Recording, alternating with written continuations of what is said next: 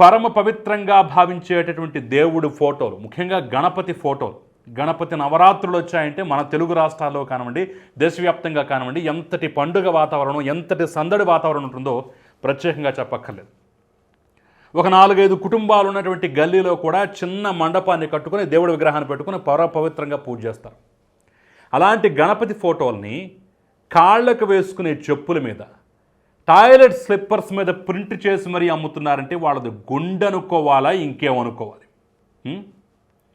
అలాంటి పరమ పవిత్రమైనటువంటి దేవుడి ఫోటోలు, గణపతి ఫోటోని మహిళల వస్త్రధారణకు సంబంధించినటువంటి కొన్ని బట్టల మీద, మరి వాటిని బికినీ అంటారో మరి ఇంకే పదం ఉపయోగిస్తారో దేంతో పిలుస్తారో నాకైతే తెలియదు.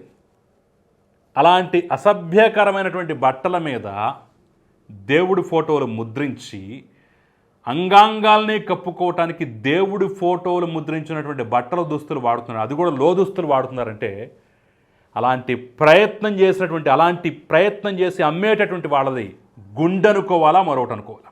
ఈ దుర్మార్గాలు, ఈ చండాలాలు బయటపడింది ఎక్కడో తెలుసా? వాల్మార్ట్లో.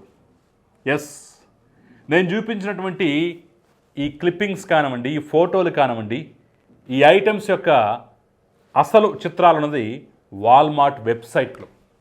వాల్మార్ట్ అంటే అమెరికాలో ప్రతిష్టాత్మకమైనటువంటి సంస్థ. ఈ కామర్స్లో కానివ్వండి, లేదంటే బయట స్టోర్లు పెట్టి కానివ్వండి, పెద్ద ఎత్తున జనాలకు సరుకులు అమ్మేటటువంటి సంస్థ.